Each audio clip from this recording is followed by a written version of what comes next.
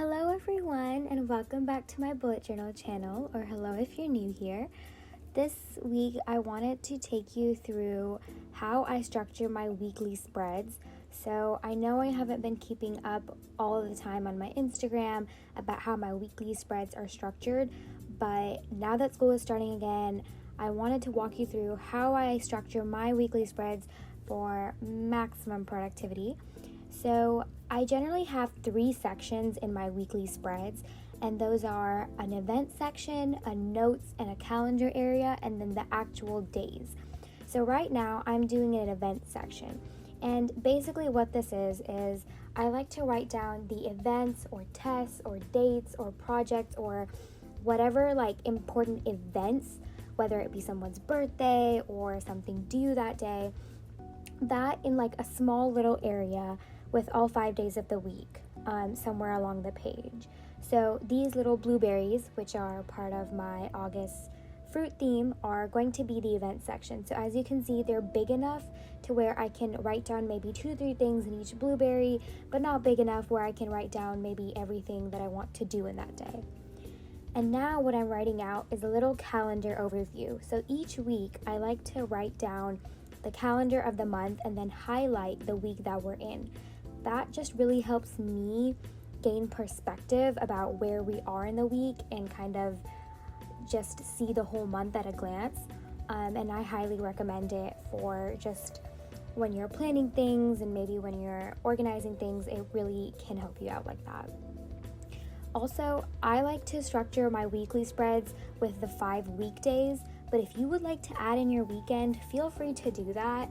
I just don't like to do the weekends because I generally find myself too busy or always running around to have my bullet journal with me, but totally feel free to add in Saturday and Sunday on your spreads.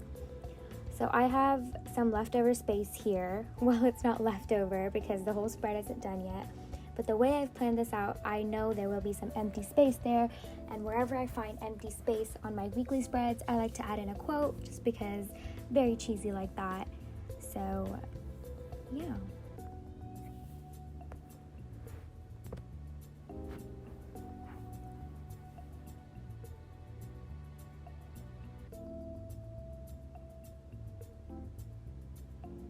Always remember that you're very special. So next, I'm going to draw in a notes section. I almost always have this on all of my weekly spreads. And this is kind of just a place for me to maybe jot down things that I want to remember, or maybe I want to do over the weekend. Things such as, don't forget to wash your hair. Something really that doesn't have an event or a date attached to it, but rather that just needs to be done or I want to remember. So these are going to be the strawberries this week. I love to incorporate the theme of the month on my weekly spread wherever I can. I just think it's so creative and cute, and that's really what I try to do with every element of my weekly spread.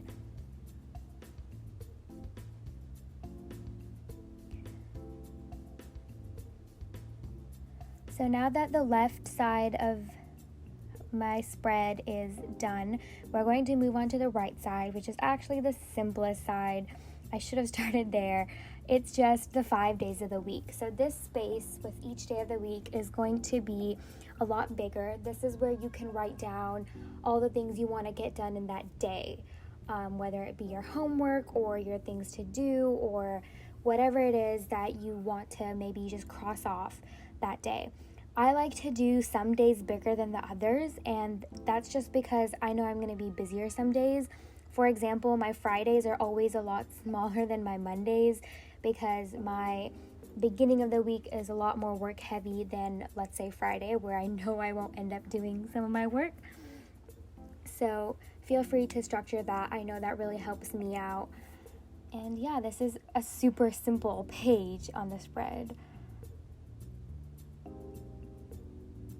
So this is my weekly spread. I hope it helps you, teaches you what I like to do, and maybe gives you some new ideas. And I hope you're having a great day. Thank you.